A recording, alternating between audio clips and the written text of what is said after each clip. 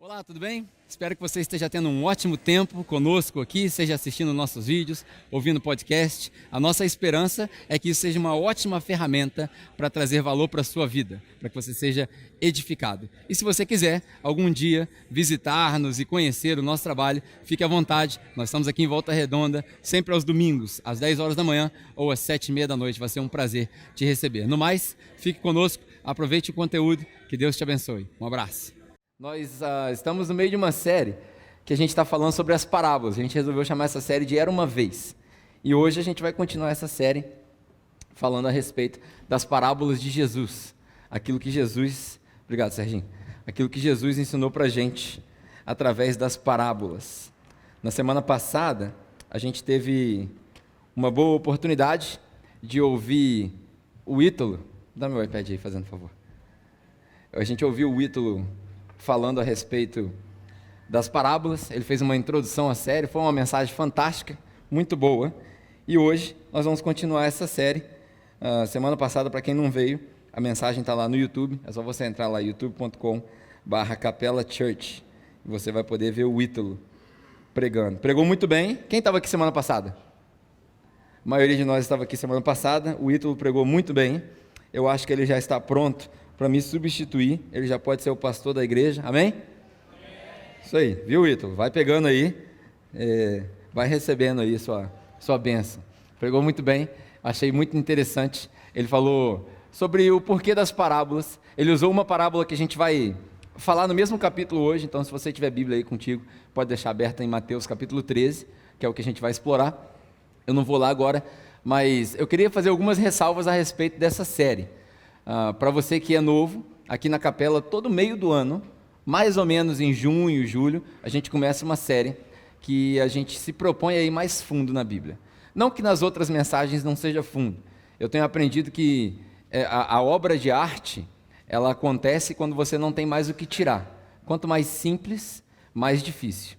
Então não é que as outras mensagens não sejam profundas, mas é que essas mensagens do meio do ano são mensagens que a gente escolhe se aprofundar bem e descobrir mais de Bíblia.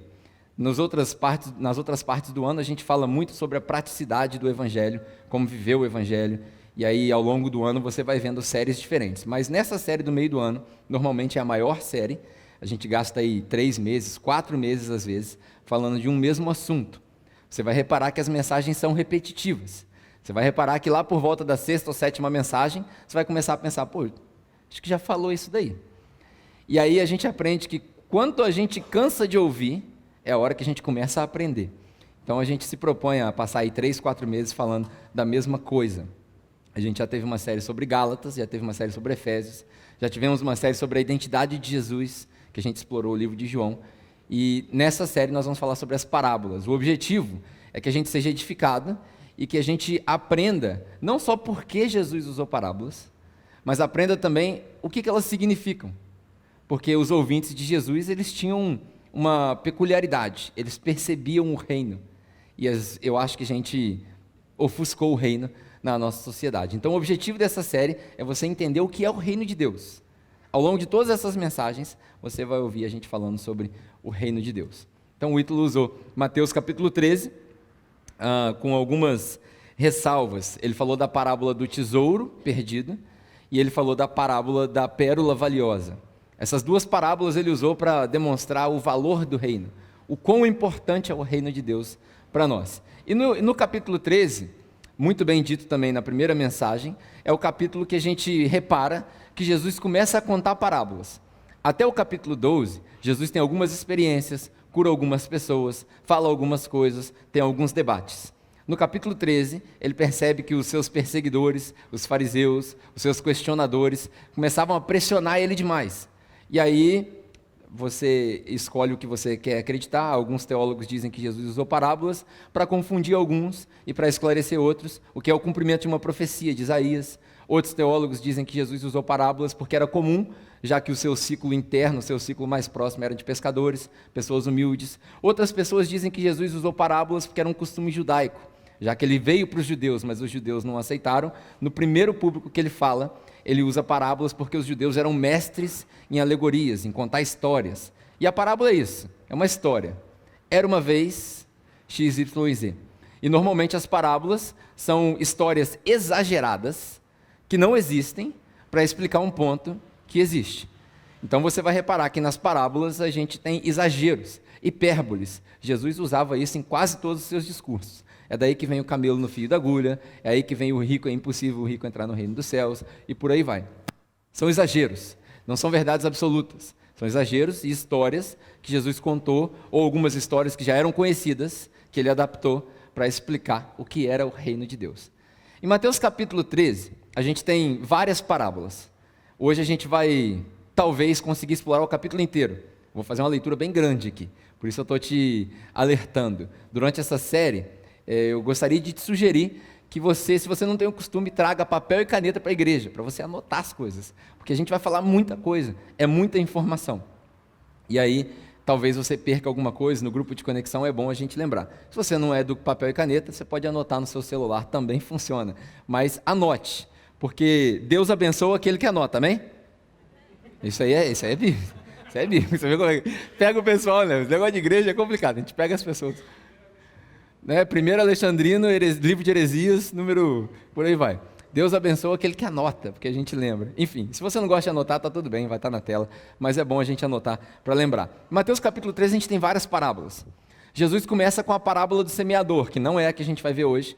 A gente vai ter uma outra mensagem só sobre a parábola do semeador. Mas por alto, todo mundo já conhece a história. Um semeador saiu a semear, jogou semente no terreno pedregoso que fala? Um terreno com muita pedra, um outro terreno seco. É isso mesmo? Eu falei errado? Não, normal. Eu falei errado toda hora. E a parábola do semeador, ela conta sobre a responsabilidade que a gente tem de semear a semente do evangelho, por aí vai. Nós não vamos falar dela hoje. Mas ela é a primeira, talvez, porque ela tem várias implicações, várias possibilidades de interpretação. E aí depois Jesus conta algumas outras parábolas, as que o Ítalo usou, e também conta as que a gente vai usar hoje, do joio e do trigo, é a parábola principal de hoje. E depois da do joio e do trigo, a gente vai falar da árvore da semente de mostarda e do fermento. Nesse capítulo, Jesus trata de dois aspectos do reino. O primeiro, e mais óbvio, o valor do reino. É daí que a gente tira a parábola do tesouro que o Ítalo contou semana passada. Um homem achou um tesouro, vendeu tudo que tinha para poder comprar aquele tesouro para ele, para poder comprar o campo aonde o tesouro estava. Então Jesus fala sobre o valor do reino. O reino é mais importante que tudo que você tem, que tudo que você é. A gente precisa entender o reino, né? E aí você vai entender as implicações disso. E as outras parábolas, Jesus fala sobre o crescimento do reino. Então tem uma certa estrutura, talvez essa estrutura no capítulo seja de propósito, a gente vai chegar lá. Mas antes da gente entrar na leitura, eu quero te ensinar um negócio, a gente vai fazer meio que uma aula. Como essa série a gente se propõe a aprender as coisas, eu quero te ensinar um negócio, que são métodos de interpretação de texto, aulinha de português, para nós usarmos na Bíblia. A maioria das pessoas não sabe ler Bíblia, por isso que a gente lê e não entende. Então hoje eu quero te ensinar alguns métodos para você aprender a interpretar os textos. Os judeus faziam isso, nós vamos aprender a fazer isso também.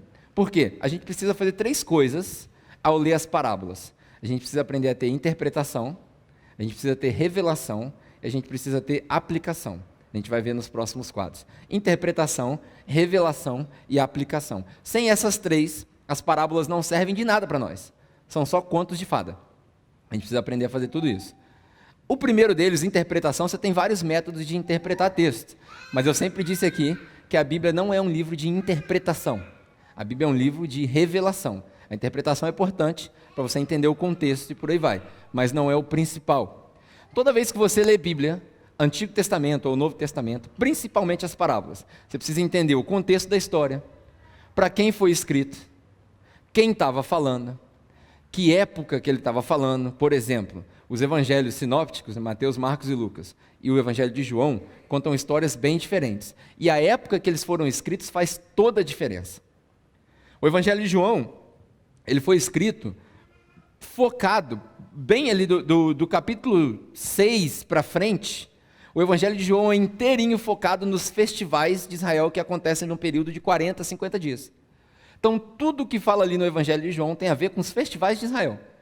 Quando Jesus fala, eu sou a água, é porque ele estava contrastando com a água que os judeus acreditavam que descia do templo e ia até a fonte. Quando ele fala eu sou o pão, é porque ele estava contrastando com o pão do judeu que abria a refeição.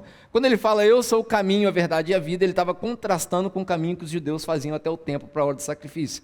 Quando ele fala eu sou a ressurreição, ele estava contrastando a crença dos saduceus que não criam na ressurreição. E por aí vai. Então tudo tem a ver com os festivais. Se você lê João sem entender os festivais judaicos, você vai perder 80% da revelação do texto. Então você precisa aprender o contexto, para quem foi escrito, quando foi escrito, por que foi escrito. E aí você vai pegar o Evangelho de Marcos, que muito provavelmente foi escrito numa linguagem meio militar. Aí você vai pegar o Evangelho de Lucas, que foi basicamente copiado de Marcos e Mateus. Tudo isso a gente precisa aprender. Aprender a fazer exegese. Exegese não é uma disciplina para pastor. Exegese e hermenêutica é disciplina para todo cristão. Interpretar o texto à luz do contexto bíblico. A gente precisa aprender a fazer isso. Como é que faz isso, Pedro? Se debruça no texto. A gente tinha um irmão que congregava aqui com a gente, hoje está plantando outra igreja, o Wellington, que ele fala uma frase que é fantástica. Ele fala, a gente precisa aprender a se debruçar sobre as Escrituras. O que é isso? É cansar de ler, mano. Hoje a gente tem recursos, a gente tem comentários e por aí vai, mas se você fizer um exercício e falar assim, li, não entendi, vou ler de novo. Não entendi, vou ler de novo. Igual prova de vestibular, quando você não entende o enunciado, você lê de novo. Vou ler de novo, vou ler de novo, vou ler de novo. E nessa repetição, em versões diferentes, se você for abençoado por Deus com dom de línguas, né, de falar outras línguas, inglês, espanhol, francês, você pegar outras traduções, você consegue perceber nuances diferentes do texto. E aqui, vou passar bem rápido por isso daqui, são 4 métodos que eu uso. Isso aqui eu que uso, e você usa se você quiser. Alguns eu copiei dos outros. Infelizmente a maioria a sigla é em inglês, mas hoje você vai aprender inglês. Se você não aprender nada de Bíblia, você vai aprender inglês pelo menos, beleza? Então, para você interpretar, o primeiro que eu uso ali é aquele que eu chamo de OICA, que significa Overview, Interpretation, Correlation, Application. Todo mundo pegou? Não? Deixa eu falar. Overview é uma visão geral. Overview, né? Chave geral. Interpretation é o inglês tabajara. Se você não souber falar inglês, é só colocar Sean no final. Fica, né? Caderation, Interpretation, por aí vai. Então, Interpretation é interpretação. Correlation é correlação, que é fantástico. O que é a correlação? É você ler um texto em Mateus e descobrir em qual outro lugar da Bíblia existe uma linguagem similar que fala a mesma coisa. Porque a Bíblia explica a Bíblia, é um ditado de crente muito antigo. Então, se você descobrir a correlação, isso garante a segurança de que você está interpretando certo. E a aplicação é óbvio. O que eu faço com esse texto hoje? Serve para quê para mim? Então, é um método fantástico. O segundo também está em inglês. Eu morei fora. A minha experiência com a igreja foi fora, então eu só aprendi as coisas lá de fora. Mas se você tiver os nomes em português também, depois você pode passar para os seus grupos de conexão. Que é o PAPA, Problem, Answer, Path and Application. Que é problema, o primeiro P de problem, problema. Depois answer é resposta. Todo texto da Bíblia tem essas duas coisas. Tem um problema e uma resposta. Todo texto. Quando você lê, você precisa se perguntar qual que é o problema que está sendo apresentado aqui.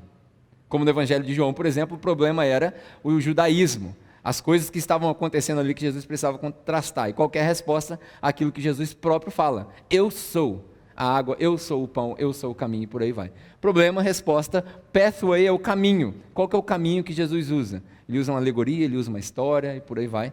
E o último, aplicação. O mais interessante, isso daqui, o SOAP é mais ou menos a mesma coisa, que quer dizer sabão, mas é Scripture, Overview, Application, por aí vai, mas você não precisa aprender isso aqui. O mais legal é o onde está o óleo, é o método do onde está o óleo. Esse aí foi eu que inventei. Fantástico. Esse aí você pode me dar o crédito, eu que inventei. Esse eu não roubei de ninguém. Onde está o óleo? O que é o onde está o óleo? Quem lembra aqui daquele quadrinho que você comprava na banca de jornal, onde está o óleo? Quem lembra? A gente gastava para ficar procurando, um negocinho idiota, né? Ficar procurando o óleo lá. Quando você lê Bíblia, Antigo ou Novo Testamento, vem um exercício interessante para você. Procura ali onde está o Jesus, não o óleo não está ali. Mas procura aonde está Jesus, naquele texto. Se você não achar Jesus, provavelmente você está desperdiçando seu tempo. E aí, que eu tirei essa conclusão, e você é livre para discordar, você não precisa concordar comigo, mas no Antigo Testamento você vai ter uma certa dificuldade de fazer isso, encontrar onde está Jesus. Os judeus eram mestres em fazer alegorias e colocar Jesus ali no texto, e na verdade é muito fácil a gente colocar Jesus em qualquer contexto, basta um pouquinho de habilidade. Se você souber falar, então você põe Jesus em qualquer lugar. Mas você vai ter uma certa dificuldade em encontrar Jesus em todos os textos do Antigo Testamento. Por exemplo, se você ler o livro de Esdras, quando eles estão reconstruindo o muro, não tem nenhuma menção de Deus ali. Você não vai conseguir achar Jesus ali. Você pode até achar um princípio sobre reconstruir o templo e por aí vai, mas isso aí é um exagero para conseguir colocar Jesus ali.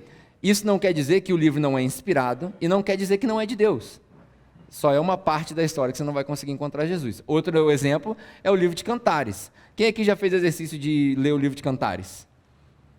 Tem duas coisas que é quase impossível você fazer com o livro de Cantares. Tem gente que diz que o livro de Cantares é um romance. Eu acho muito difícil você conseguir cantar uma menina hoje para namorar com ela com o livro de Cantares. Né? Você parece uma gazela. A menina vai olhar para você e falar, não faz sentido. Não faz sentido nenhum. Por quê? É uma linguagem que não cabe para hoje. Outra coisa é colocar Jesus ali. Você está ali no momento de intimidade com a sua esposa, vai partir para um momento mais íntimo ainda, aí você vai ler Cantares. Não faz sentido. Põe um Marvin Gaye lá no som lá e tal, e tá maneiro. Mas não faz sentido você recitar aquilo ali, você vai meio que acabar com o clima.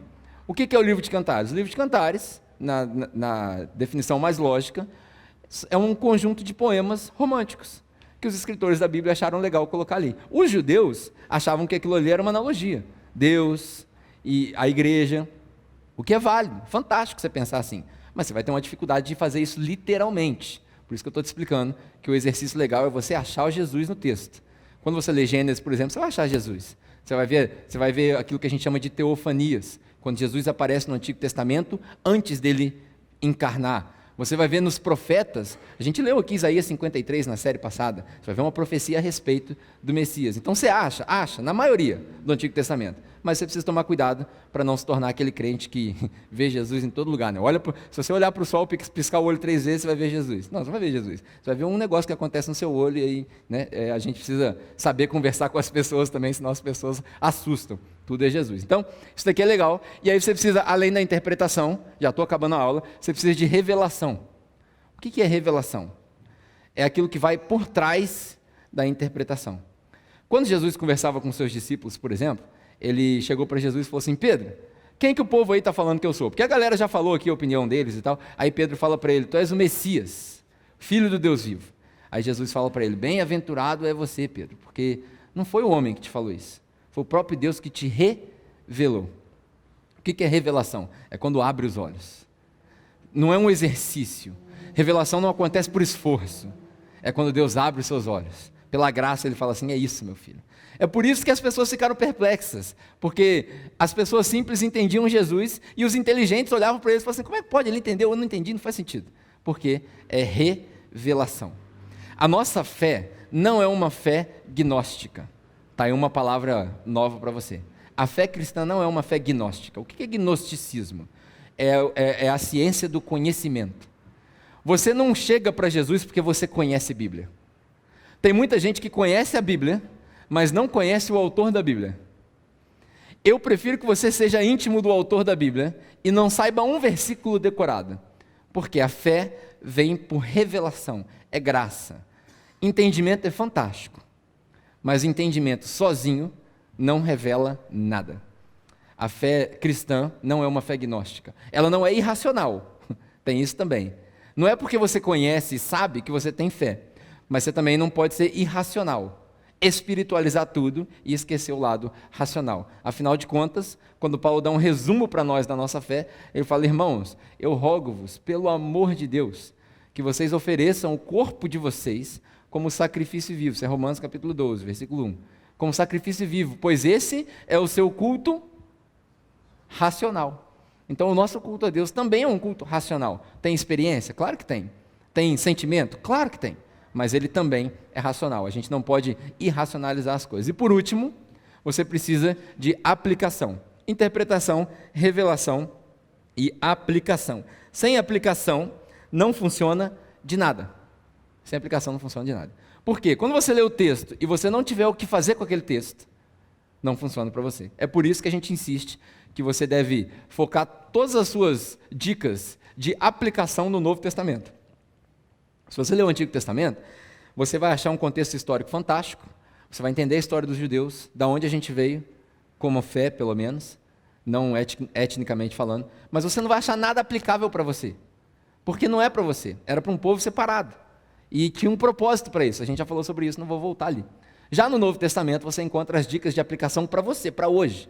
É por isso que Jesus, por exemplo, em João capítulo 17, ele ora, ele faz a última oração dele, e ele fala: Pai, eu oro para que eles sejam unidos, para que eles sejam um entre eles, como eu e você somos um. Assim, tendo unidade, eu oro não só por esses que estão me ouvindo aqui, mas por aqueles que vão ouvir a meu respeito através deles. Quem são esses? Eu e você. Então o Novo Testamento foi escrito para mim e para você. Ali a gente acha as nossas dicas de aplicação. E o resumo de todas elas é amar o próximo. Amar o próximo. O Evangelho de João fala sobre isso, e as cartas que João escreveu a mesma coisa. João chega ao ponto de falar: é impossível você dizer que ama a Deus se você não consegue expressar o seu amor ao próximo. Então, antes de ir na vertical, a gente precisa exaustar a horizontal. Está todo mundo entendendo? De boa? Beleza. Essa foi a aula que eu queria dar para você. Agora nós vamos partir para o texto. Mateus capítulo 13, se você tiver aí. Se você não tiver Bíblia, é só você se concentrar um pouquinho mais, que eu vou ler algumas coisas aqui, um texto bem grande. A gente tem, vamos ler Mateus capítulo 13, a gente vai ler do versículo 24 ao 33, e aí eu vou pular 3 versículos, e vou ler do 36 ao 43. A razão pela qual eu vou pular esses 3 versículos é porque falam a respeito das profecias e o cumprimento das parábolas pelas profecias e por aí vai. A gente não precisa deles hoje. Então nós vamos ler do 24 ao 33 e do 36 ao 43. Mateus capítulo 13. Jesus lhes contou uma parábola, dizendo: o reino dos céus é como um homem que semeou uma semente em seu campo. Mas enquanto todos dormiam, veio o seu inimigo. Preste bem atenção na leitura aí da sua palavra, porque ela é autoexplicativa, e depois Jesus explica, mas a gente vai passar alguns pontos. Enquanto alguns dormiam, veio o seu inimigo e semeou o joio no meio do trigo, e se foi. Quando o trigo brotou, formou espigas, e o joio também apareceu. Os servos do dono do campo dirigiram-se a ele e disseram: o senhor não plantou semente boa nesse campo? Da onde que veio esse joio? Foi a pergunta que eles fizeram. Para nós que não somos agrícolas, se você não sabe o que é joio, o joio é a praga do trigo. Parece muito com trigo, mas é o que come o trigo, destrói o trigo, e isso não é bom. Mas eles crescem juntos se a semente cair por acidente ali. Então, se você tentar discernir, antes deles brotarem completamente, você não consegue perceber a diferença. Só se você for um cara muito, muito, muito bom na agricultura. Então, para você que não é familiarizado com a cultura agrícola, está aí a dica. Um inimigo fez isso, ele respondeu. Um inimigo que fez isso. Os servos lhe perguntaram: o senhor quer que a gente tire o joio? E ele respondeu: não, porque ao tirar o joio, vocês podem arrancar com ele o trigo também. Desde que eles cresçam juntos até a colheita, então eu direi aos meus encarregados: juntem primeiro o joio, amarrem o joio em feixes, para que eles sejam queimados. Depois, juntem o trigo e guardem-nos no meu celeiro. Como a gente já compreendeu, isso aqui é uma parábola, é uma história, e as coisas que estão escritas aqui não são necessariamente essas coisas. A gente vai ver na explicação da história já já o que é o que. E aí ele continua no versículo 31. Contou-lhes também outra parábola. O reino dos céus é como um grão de mostarda que um homem plantou no seu campo. Embora ele seja menor dentre as sementes, quando ele cresce, ele se torna a maior hortaliça e se transforma numa árvore, de modo que as aves do céu vêm fazer seus ninhos em seus ramos. E contou-lhes também outra parábola. O reino dos céus é como o fermento que uma mulher tomou e misturou com uma grande quantidade de farinha, e toda a massa ficou fermentada. E aí eu vou pular o 34 e 35, vamos para o 36. Então deixou a multidão e foi para casa. Note que isso aqui é importante. A multidão ouviu a parábola, daí ele foi para casa. Quando ele chegou em casa, seus discípulos se aproximaram e perguntaram: Mestre, explica a parábola do joio no campo para nós. E ele respondeu: aquele que semeou a boa semente é o Filho do homem, ou o Filho de Deus, eu. O campo é o mundo, e a boa semente são os filhos do reino. Preste bem atenção nisso, que a gente vai voltar aqui, para a gente poder aprender. O joio são os filhos do diabo, e o inimigo que semeia é o próprio diabo. A colheita é o fim desta era, e os encarregados da colheita são os anjos. Assim como o joio é colhido e queimado no fogo, assim também acontecerá no fim desta era. Um negócio que a gente não fala muito hoje em dia, porque a gente na igreja está acostumado a falar só do lado bom, a gente esquece um pouco que também tem um lado pesado na história do Evangelho. O Filho do Homem enviará os seus anjos, os seus encarregados, e eles tirarão do seu reino tudo que faz tropeçar e todos os que praticam o mal. Eles o lançarão na fornalha ardente, onde haverá choro e ranger de dentes. E então os justos brilharão como o sol no reino do seu Pai. Aquele que tem ouvidos para ouvir, que ouça. Foi a expressão que o Ítalo explicou semana passada. Para os judeus, ouvir significa pôr em prática.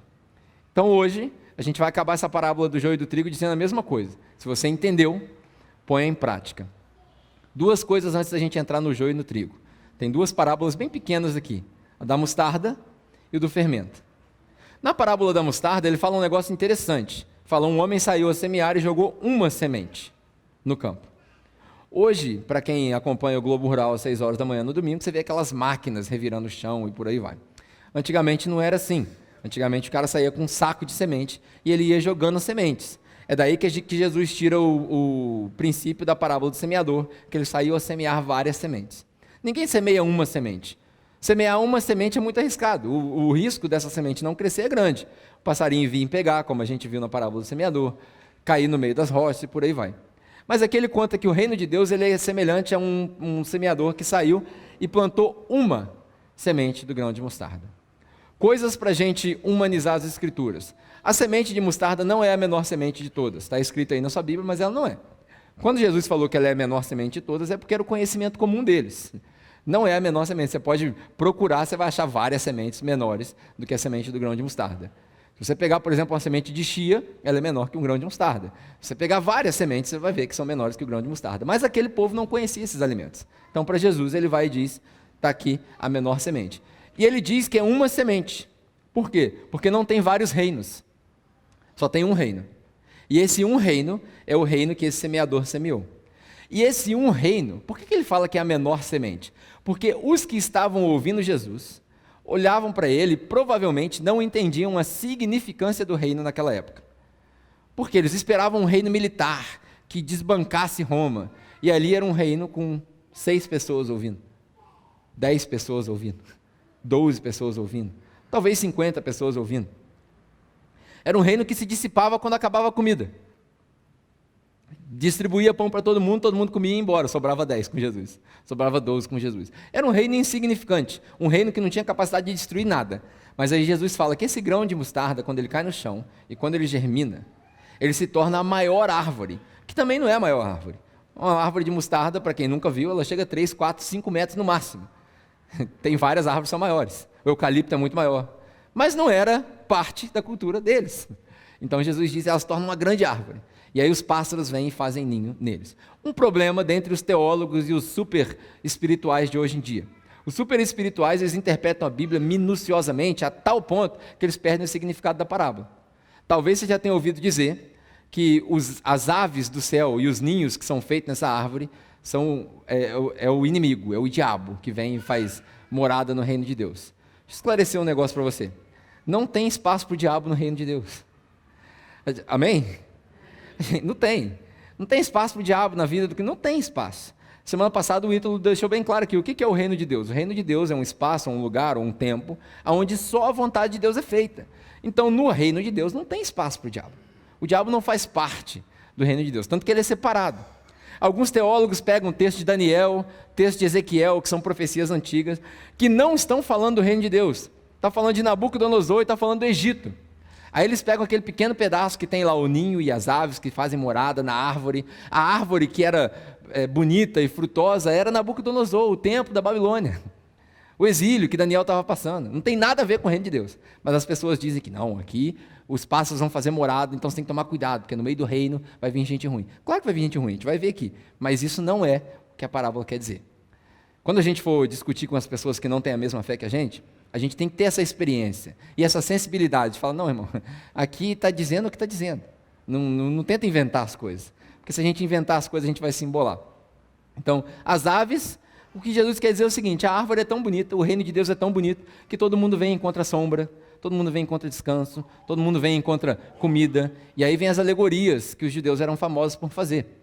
A árvore da vida é da árvore que você colhe o fruto, é na árvore que você encontra a sombra, aquele que se esconde na sombra do Altíssimo, e por aí vai, isso é descanso. Então não tem nada de ruim. E o fermento é a mesma coisa. Quem aqui já ouviu pregações falando, cuidado com o fermento dos fariseus? Alguém aqui já teve essa experiência? Aí o fermento é sempre ruim. O fermento é sempre ruim. Aí o cara fala, toda vez que você lê fermento na Bíblia, é o fariseu. Não é, cara, não é. Experimenta fazer um bolo sem fermento. não cresce. Vai ficar solado. Não é as donas de casa que digam, vai ficar solado. Você precisa do fermento. Então o fermento é bom. O que é a analogia do fermento aqui? Jesus está dizendo o seguinte: o reino de Deus é como um bolo, que começa bem simplesinho. E aí o fermento, que é um fator externo, é que faz crescer o bolo. Qual que é o significado disso? O fator externo é Deus. É Deus que faz crescer o reino dele. Não tem estratégia nenhuma que a gente possa fazer para crescer o reino de Deus, porque não é o nosso reino, é o reino de Deus. É por isso que Paulo fala, quando ele está discutindo lá, o pessoal que está em religiões diferentes, fala, eu sou de Apolo, eu sou de Paulo, eu sou de Jesus. Hoje também tem disso, né? Hoje a gente tem vergonha de falar que é crente. As pessoas falam assim, você tem alguma religião? Tem, eu sou crente, pô, crente. As pessoas têm medo de falar que é crente, porque associa com o pentecostal lá, que dá pirueta no culto e tal. Não, cara, você é crente. Ponto final. Você anda com a Bíblia debaixo do braço, a gente tem que ter orgulho.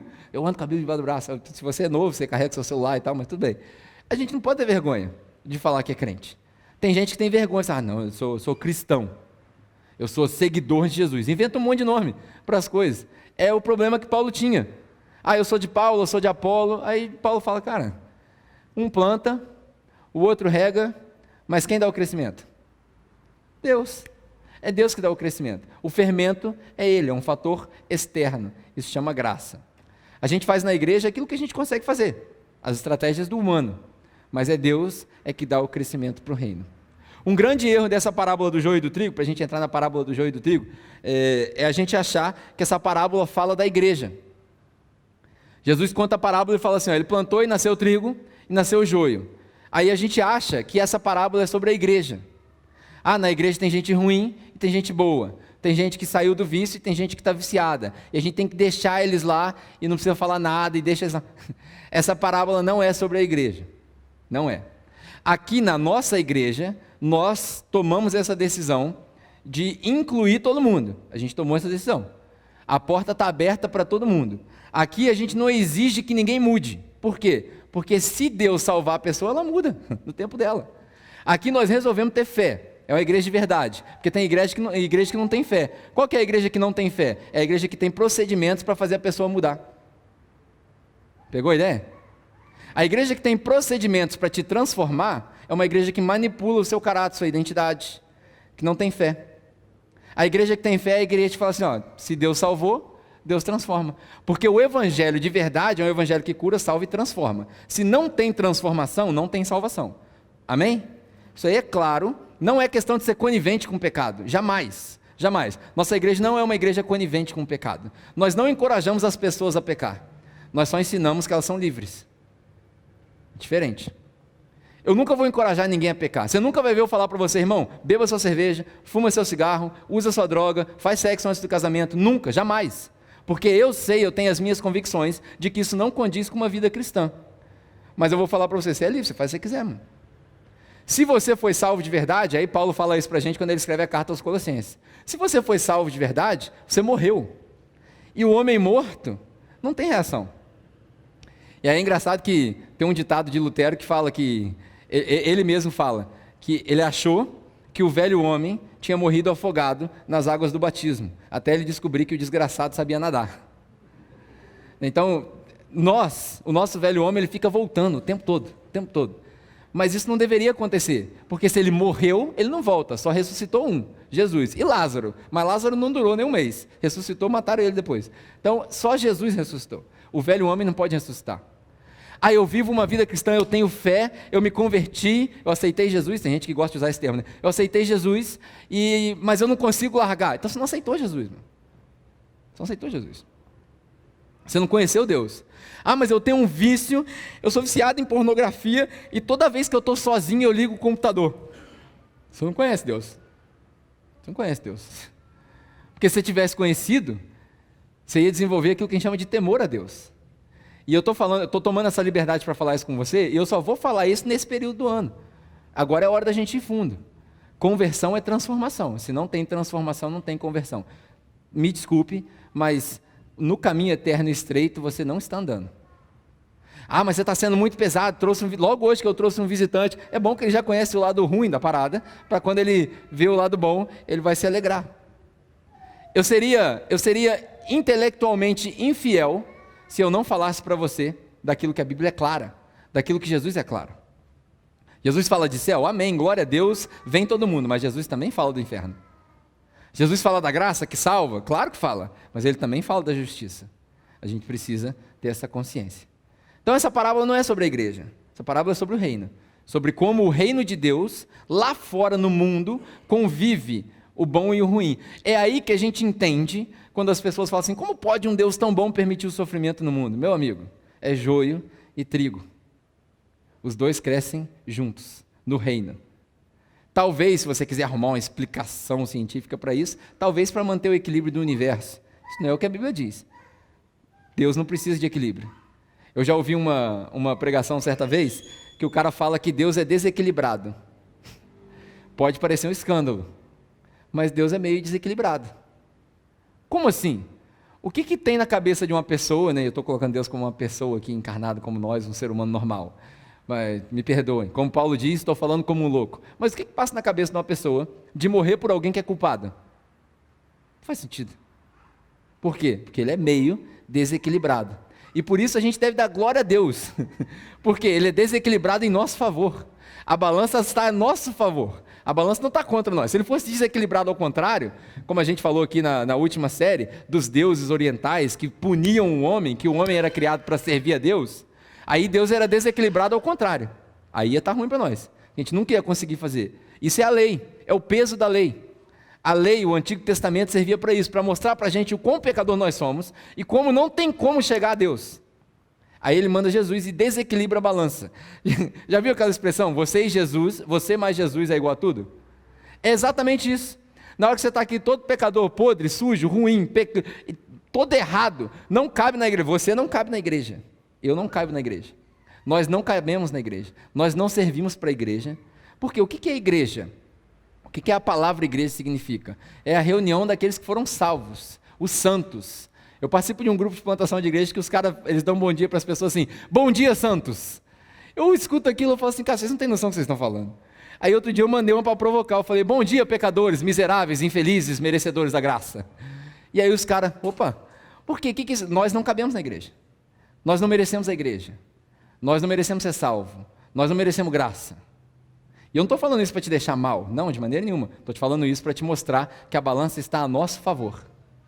Quando Jesus pisou na balança, até então a balança estava assim para nós. Ó. A gente aqui embaixo e a balança aqui em cima. Cheio de pecado, todos pecaram, todos estão destituídos da glória de Deus, ninguém busca Deus, o salário do pecado é a morte. Aí Jesus vai e pisa na balança, ele não equilibra a balança.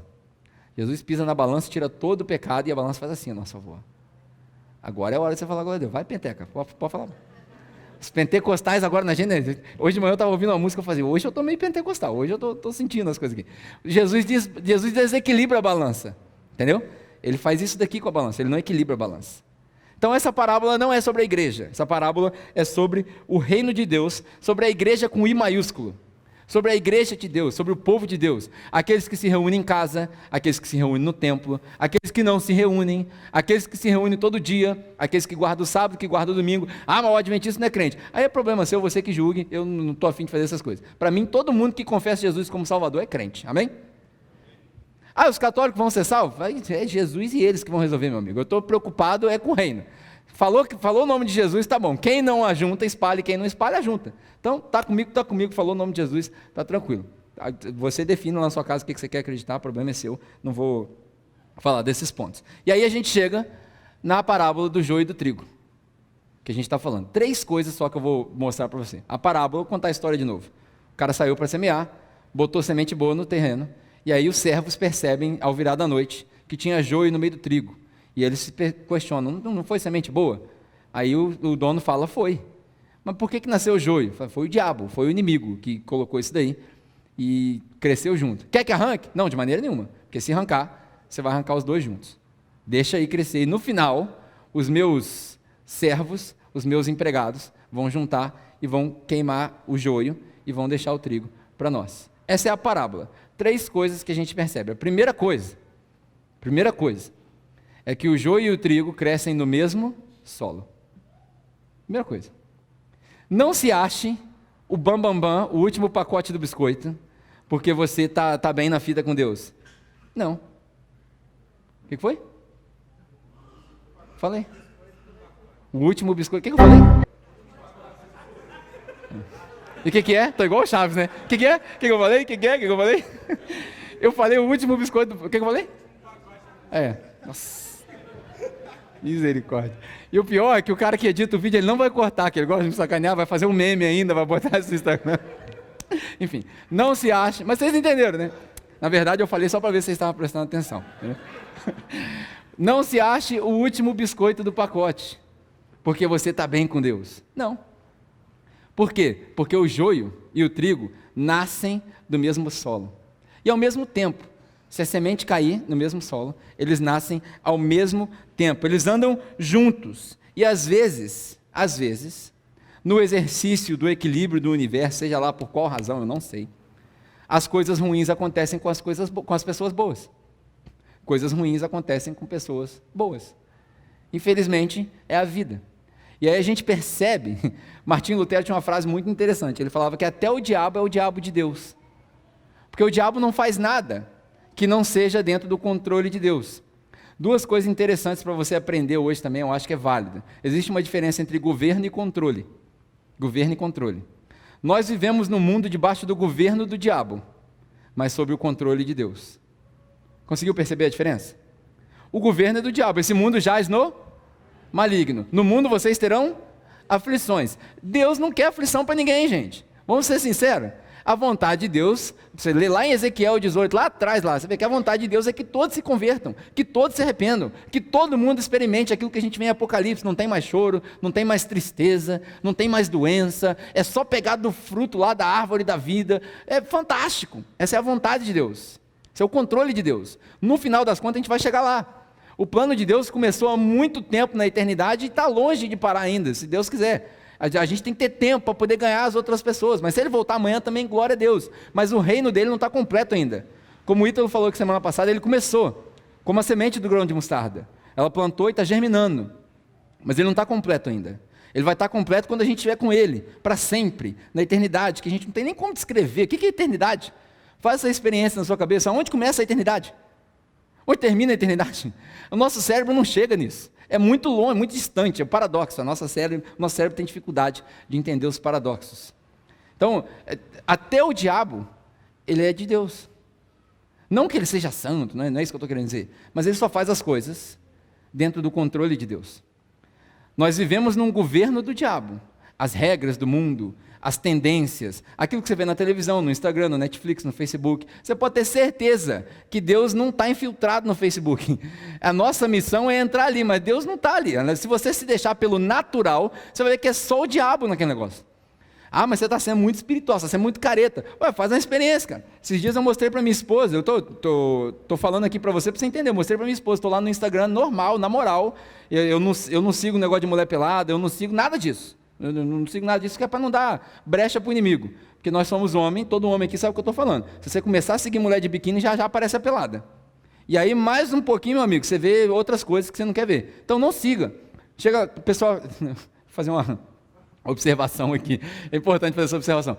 O pessoal fala para mim assim, tem casamento acabando por causa de celular, Facebook e Instagram. Ué, isso é muito idiotice, pô. Casamento está acabando por causa do Instagram? Joga o Instagram fora.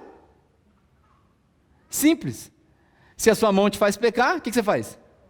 Corta fora. Aí tem gente que manda o marido embora, ao invés de jogar o telefone fora. Eu falei isso com a minha esposa esses dias. Pô, joga o telefone fora. Ah, esse cara não larga o computador. Quebra o computador, pô.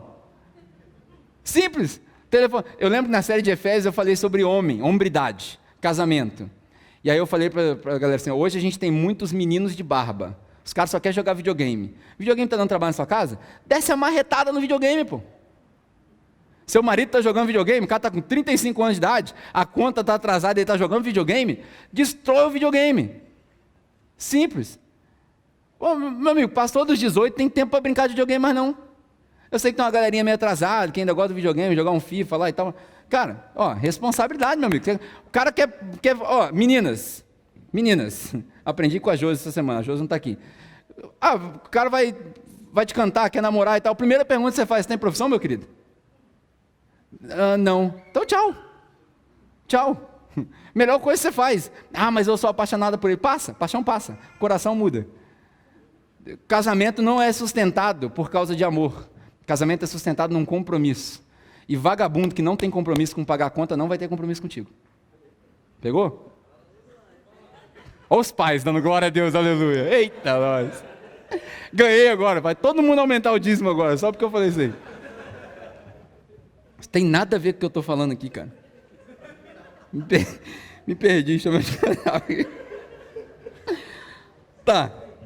Primeiro ponto. Os dois crescem no mesmo solo. Recebe aí, irmão. Para você. Os dois crescem no mesmo solo, o joio e o trigo. Segundo ponto. Além deles crescerem no mesmo solo, vou colocar aqui na tela aqui, ó. Os primeiros a notarem que cresceu o joio são os servos. Olha que interessante. No meio da plantação, o maior interessado no crescimento da obra de Deus é o próprio Deus. Você pode ter certeza que eu e você não somos mais apaixonados pelo reino de Deus que o próprio Deus. Pode ter certeza. Eu e você não estamos mais preocupados com aquele amigo pecador do que Deus. Não tem como. Simples. Eu e você não entregamos a nossa vida por eles. Numa situação de risco você vai correr. Eu já falei aqui várias vezes sobre o bom pastor. Eu não sou o bom pastor. Porque numa situação que eu tiver que escolher entre eu e você, já sabe. Sou eu. Eu escolho eu. Porque eu não sou o bom pastor. Só Jesus é o bom pastor. Só Jesus. Ele é o nosso escudo, Ele é a nossa fortaleza, Ele é a nossa esperança. A gente precisa aprender com Ele, claro. Eu queria muito dizer que eu entregaria minha vida por você, mas é mentira. Então eu não vou falar essa mentira. Isso aí pelo menos eu já aprendi. Nesse exercício da parábola, um ponto interessante é que os servos notam antes do próprio dono do campo. O que isso quer dizer? Que os servos eles estão preocupados com os resultados imediatistas. O dono do campo está preocupado com o resultado eterno. Olha que interessante, nasceu o joio, a primeira coisa que o servo fala assim, mas tem joio aqui, vamos tirar. E aí, a parábola não é sobre a igreja, mas vamos fazer um exercício na igreja, na analogia, quem aqui já entendeu o que eu estou falando? Aqueles irmãos que entram ali e se acham dono da igreja, falam, mas você vai deixar esse cara aí cantar? Esse cara aí é pecador, esse cara aí estava no bar ontem, você vai deixar ele cantar? Tem que tirar ele, isso aí é joio, vai queimar. Aí eu viro para ele e falo assim, meu amigo, o joio e o trigo crescem junto, deixa o cara cantar, pô. Não é o dono do cara cantar? Deixa o cara cantar. Mas ele tem que estar santo para subir no altar. Que altar? Isso aqui? Se eu mostrar para você o que acontece sexta-feira aqui, o altar está profanado. Tem baile aqui sexta-feira, cara. A gente vem limpar aqui o que a gente acha aqui, não está no gibi, cara. Esse altar aqui não sobe nem um cheiro de oferta desse aqui. Se isso aqui fosse altar igual ao Antigo Testamento. Nós somos o altar. Nós somos a oferta. A igreja somos nós, não é o lugar. Aqui, lá, acolá, no bar, na boate, na praça, qualquer lugar, nós somos a igreja. Graças a Deus por isso. A gente não precisa disso. E no dia que não tiver som e tal, hoje tem, a gente grita, mano. Passei 1 ano gritando na praça, os músicos passaram 1 ano gritando na praça. Não tem problema. As pessoas perguntam, por que vocês vieram para cá? Né? Observação interessante, por que vocês vieram para cá? Vocês oraram, vocês jejuaram e tal? Não, irmão. Os irmãos precisavam ir no banheiro, não tinha banheiro. Aí a gente veio para cá, na praça não tinha banheiro, então Deus falou com a gente, vocês precisam do banheiro, e aí viemos para cá. Graças a Deus agora o nosso banheiro está terminado aqui atrás, graças a Deus o nosso irmão Claudeci, só falta arrumar um caninho ali, o banheiro limpinho, o vaso limpinho, irmão, olha só que beleza, você pode sentar na tampa, você não precisa nem cobrir a tampa. Não tem aquele negócio, vai no banheiro público, tem que cobrir com papel e tal, quem que faz isso? Só eu que faço isso? Só eu que tenho nojinho? Então, não precisa, cara, aqui é só a gente que usa, fica trancado, olha que benção. Você pode sentar no vaso tranquilo, glória a Deus, nossa igreja tem um banheiro que você pode sentar, olha que beleza. Então assim, a gente precisa entender, eles crescem junto, e quem reparou primeiro foram os servos, por quê? Porque o servo é imediatista, e nós somos servos no reino, a gente é imediatista, a gente quer ver o fruto logo, esse cara não está dando fruto de arrependimento, tem que cortar ele, mas você é Deus por acaso? Você é o pai agora, você sabe quem é joio e quem é trigo, você viu antes? Não. Então, na nossa igreja, o que a gente decidiu? Na nossa igreja, nós vamos receber todo mundo. O cara veio aqui todo quebrado, todo arrebentado, mas ele quer falar oi para as pessoas ali, ele quer receber as pessoas, ele sorri. O cara gosta de sorrir e abraçar as pessoas. Lógico, tarado não adianta, né? Tarado não tira. Mas eu tenho que preservar a integridade de vocês, certo? Não, agora eu estou falando sério, gente. Estou falando sério. Essa não é brincadeira, não. Chega um cara aqui que tem um problema de dar em cima da mulher dos outros e tal. A gente vai perceber, e claro que o cara não vai ficar abraçando as pessoas, isso é óbvio, isso aí é bom senso, né? Bom senso. Mas, o cara chegou aqui, cara tem um problema com o alcoolismo. Aí ele foi no baile na sexta-feira. Aí ele ficou de ressaca. No sábado ele acordou arrependido. Falou, pô, eu quero ir para a igreja. Ainda estou lutando contra o meu vício. Mas eu estou na escala da hospitalidade. Eu quero ir lá porque me faz bem abraçar as pessoas. Vem, irmão. Vem, nós vamos te abraçar. E você vai abraçar as pessoas. Glória a Deus por isso. Aí o cara chega aqui, o cara tem uma voz fantástica. The Voice Brasil. Uau, o cara ganhou o prêmio. Mas o cara tem um problema com a mulher em casa. Ou o cara tem um problema de identidade. Ah, o cara não pode cantar. Porque tá... Ué, gente. Então eu também não posso pregar. Eu não posso pregar. Eu tenho vários problemas. Eu sou grosso, sou rude. Se você falar assim, só um pouquinho, né, Daniel? Se você falar assim, 1 Timóteo capítulo 3, os pré-requisitos para alguém ser pastor. Controla bem sua casa, que não é dado ao dinheiro, que não é dado ao vinho. Nada disso eu tenho, graças a Deus. Mas se você me pegar num dia ruim e perguntar para minha esposa se eu estou desqualificado, ela vai me dar um 0. Hoje ele falou alto comigo, ele foi rude comigo. Acontece, gente, eu sou ser humano, não posso pregar então. Tem alguém aí que quer pregar, está perfeito? Santo, quer pregar? Fica à vontade. O palco é seu, o Ítalo. Então, assim, se o cara que tem problema com bebida, com droga, ou com a sua identidade, talvez, não pode cantar, eu não posso pregar. E você não pode sentar. E aí, pronto, esvaziou a igreja. Então, o que a gente faz aqui? A pergunta clássica. Sua igreja tem disciplina? Não? Claro que tem. Como é que aplica a disciplina? A gente prega e deixa o Espírito Santo fazer. Quando a pessoa se converte, ela chora e pronto, e vem, acabou. Simples. Por quê? Porque a gente resolveu ser uma igreja que tem fé. A nossa igreja tem fé em Deus, não no homem. O homem muda o comportamento, Deus muda o caráter. Amém? É assim, o homem muda o comportamento, é fácil. Como é que muda o comportamento? É só botar o cara no exército. Muda o comportamento, mas não muda o caráter. 1 ano de exército não muda o caráter. O cara sai de lá, batendo continência na disciplina, mas com raiva de fazer. Não é? Quem passou pelo exército aqui recentemente, o cara faz em casa, ele aprendeu um comportamento, é hábito. Hábito é assim, estou lendo um livro agora que chama O Poder do Hábito. É o gatilho, a rotina e a recompensa. O cara aprende o hábito e ele faz aquilo com raiva, mas ele faz. Não mudou o caráter, mudou só o comportamento. Jesus não está preocupado com a mudança comportamental, ele está preocupado com a mudança de caráter. Ele não está preocupado com as aparências externas, ele está preocupado com o coração. É assim que Jesus trabalha. E se nós quisermos ser cristãos de verdade, a gente tem que olhar para dentro do coração das pessoas e não para a atitude externa da vida delas. A nossa igreja tem que ser uma igreja que olha lá dentro do coração. Porque quando eu olhar lá dentro do coração, eu entendo que eu e ele somos iguais. Ele é bêbado, ele é drogado, eu sou grosso. O outro é ladrão, o outro é bi, o outro é gay, o outro é todo mundo pecador do mesmo jeito. Todos precisam da graça e da misericórdia de Deus. Todos. Então você recebe todo mundo aqui, a porta está aberta para todo mundo. É de propósito que a gente não tem membresia de igreja. Talvez você esteja se perguntando assim, mas como é que faz para ser membro dessa igreja? Não tem jeito. Não tem jeito de você ser membro da igreja capela. Não tem. Por quê? Porque a gente não tem membresia. Que é para a porta ficar aberta. Se você quiser vir, você vem. Se você quiser ir, você vai. Não tem membresia. Mas e aí como é que faz para contribuir financeiramente? Você dá se você quiser, se não quiser dar, você também não dá. É assim. Mas isso aí não é bíblico. Isso eu já sabia já. Isso eu já sabia. Mas membresia também não é bíblico não.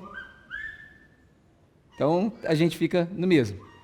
Primeiro ponto, eles nascem no mesmo solo. Segundo ponto, quem nota os resultados imediatistas são os servos. Porque Deus não está preocupado com o imediato, Deus está preocupado com o eterno. E o último ponto dessa parábola, o escravo e o senhor têm percepções totalmente diferentes. Totalmente diferentes.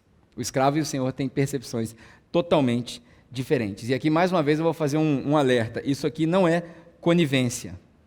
Isso não é conivência. Isso é só a diferença entre o ponto de vista de Deus e o nosso ponto de vista. Na parábola do joio e do trigo, por exemplo, você nota que ela tem duas fases. Uma para a multidão e uma para os discípulos. Para a multidão, Jesus dá informação. O reino de Deus é semelhante a um cara que plantou e nasceu joio e trigo e não arrancou, cresceu até o final. Tchau, beleza, até amanhã, eu volto depois. Vamos embora.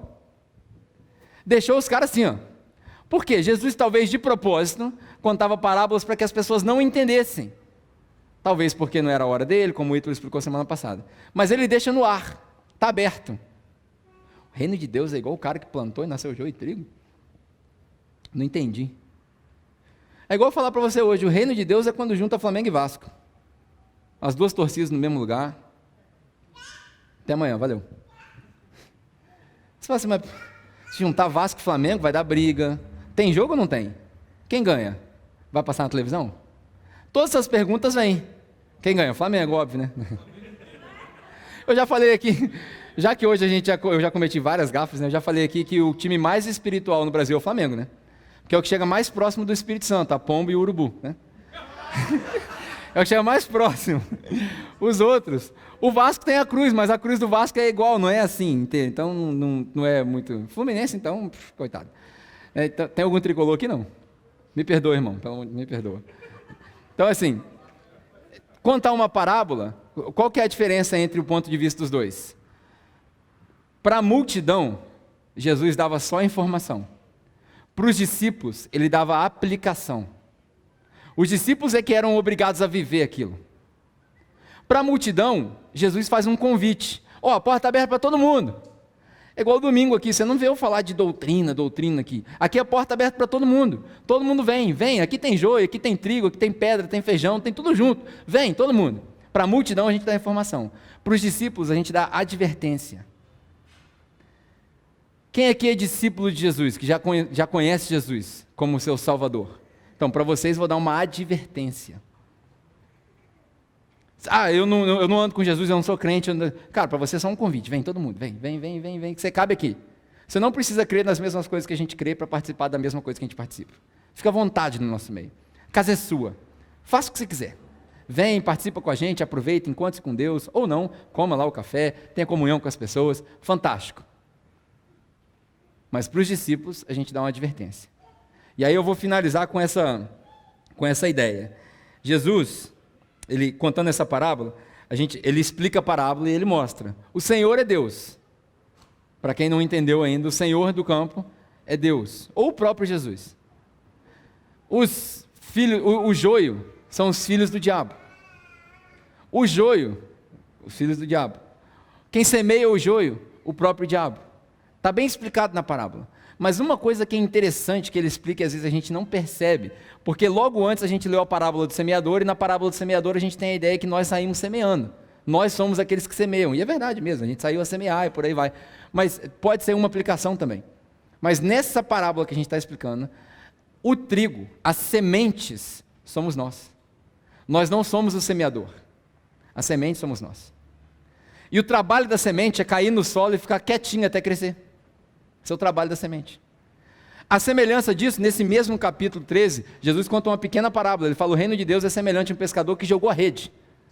Você deve ter visto aí passando o olho aí na sua Bíblia. Jogou a rede e quando a rede estava cheia, ele puxou.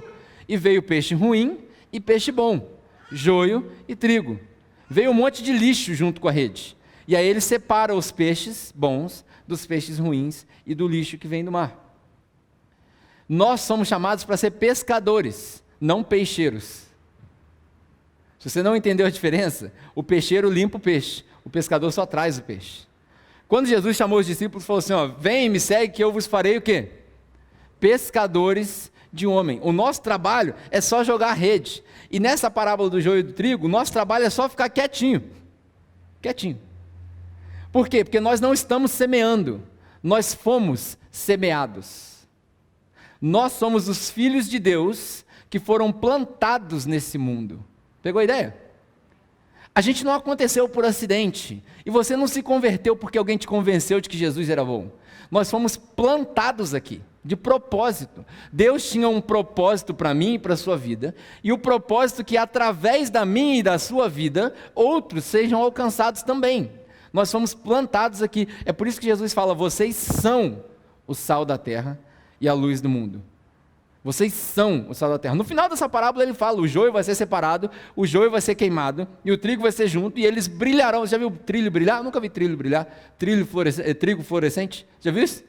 Comer trigo, vai na festa junina lá. Crente não pode festa junina. Tem uns crentes que vão falar: crente não pode festa junina. Enfim, trigo brilhante. Já viu trigo brilhante com purpurina? Não existe isso. Aí Jesus fala: eles brilharão como o sol. O que é isso? Isso é uma metáfora. Lembrando que Jesus falou lá em Mateus 5, um pouquinho atrás: vocês são a luz do mundo, vocês são o sal da terra. É conosco, o jogo é com a gente. O reino de Deus está lá, eterno, perfeito, pleno, magnífico, está lá desde a eternidade até a eternidade. E nesse momento histórico que nós estamos aqui, nós somos aqueles que fomos plantados aqui por uma razão específica, por um propósito específico, para alcançar outras pessoas, para que através da nossa vida, e aí você vê os vários ângulos, é por isso que Jesus tem ângulos diferentes, das parábolas diferentes, que enquanto a gente é semeador, nós também somos semente, e o nosso trabalho é só crescer quietinho e dar os frutos. Qual que é a conclusão dessa ideia? A semente, quando ela é uma boa semente e é plantada num solo fértil, e aí você pode juntar a primeira parábola do semeador com essa, quando é uma boa semente, a gente viu ali no primeiro versículo, foi plantada boa semente, num bom solo, ela dá frutos naturalmente. Ela não precisa fazer força. Você plantar maçã onde cresce maçã, não vai fazer força. Vai nascer maçã naturalmente. A árvore não faz força para dar fruto. A árvore dá fruto naturalmente. Você é semente. A árvore está crescendo. Você está dando frutos? Está dando fruto na sua vida? Aí o Malik falou assim, Malik pegou o espiritual. Você está dando fruto na sua vida? Que fruto é esse? É converter as pessoas? Não, cara. Porque hoje, de propósito, eu estou usando essa parábola para te mostrar que você não é o semeador. Não é a sua função, pelo menos hoje. A gente vai falar sobre isso em outras parábolas. Não é sua função converter ninguém. Sua função é crescer quietinho. Está dando fruto? Que fruto, Pedro? Gálatas, capítulo 5. O fruto do Espírito. Que começa com a síntese de toda a lei. Amor. Está dando fruto na sua vida? Bondade, paciência. Fala, Jeová, comigo. Paciência, benignidade, gratidão, generosidade e todos os outros que não estão na lista. Porque se você parar para reparar, Gálatas capítulo 5 é uma lista que não termina. Olha como é que Paulo era interessante, ele fala assim, o fruto, ele fala, as obras da carne, obras no plural, as obras da carne são a lascívia, no português hoje, a sacanagem, a roubalheira, tudo isso, as obras da carne. E no português, claro, o fruto. Só tem um.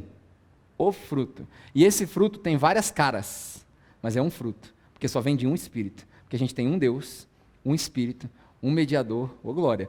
Tá entendendo? Tudo é um.